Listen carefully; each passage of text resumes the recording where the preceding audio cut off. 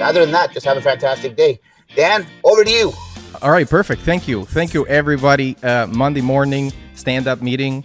It can be a bit harsh. Everybody's coming from the weekend, and but we have. I can feel the energy, which is amazing. So I have a little something for you. I'm going to share my screen, and it's sort of like a trivia history lesson plus a little bit of motivation. So it's going to take about probably 5 minutes of your time, right? And yeah, let's get going. So let me know when you see my screen. Okay, all right. So a bit of a trivia quiz here. And does anybody know what this quote is and who this person is? Walt Disney, I think. Is that no? Theodore Roosevelt? No, he was the president of the United States while the Second World War. Roosevelt. Roosevelt, right? Yes. The only thing we have here, guys, I you do love guys, the Second World War. you guys are The amazing. history, yeah. You guys are amazing. It is Franklin D. Roosevelt, right? And the quote is, "The only thing that we have to fear is fear itself." Okay, and basically he was the 32nd president of the United States, and this is his inauguration speech in 1932. And remember that in the 1930s, there was the Great Depression, which lasted until 1933, right? So he was in the midst of coming into the presidency in the midst of this the huge depression, right? So these are his words, right? And if you go a little deeper into what he's saying, he says, nameless, unreasoning, and unjustified. So basically, what my point is, fear is an illusion. The only thing that you can fear is fear itself. Everybody's afraid of stuff. Like talking to clients, or not feeling adequate when you're doing development or QA or things, or fear of rejection. That's a big one for me. Fear of rejection, fear of picking up the phone, for example, if we're sales in sales or talking to clients, or we have projects with clients and talking to clients.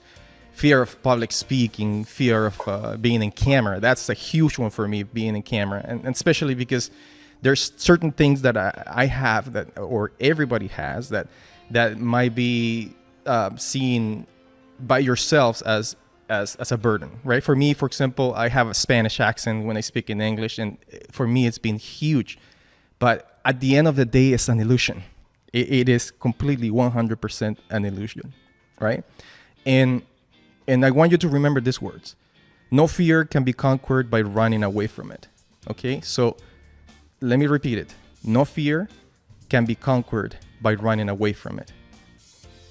Let me repeat it one more time. No fear can be conquered by running away from it. So the key is not to run away from your fears, not to do something else, not to just escape, but to be able to conquer and battle those fears, right? So what do you do instead? So I'm going to give you another little history trivia question in here. Does anybody know who this lady is?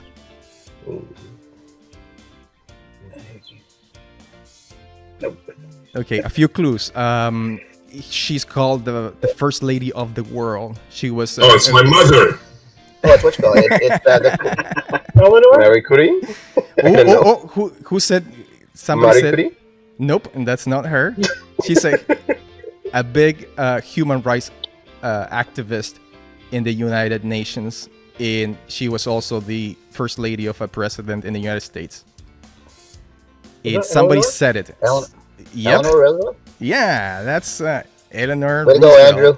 So this is Roosevelt's wife, basically, right? And she backed him up on what he was saying. He was saying basically that the thing about fears, what you fear is fear itself, right?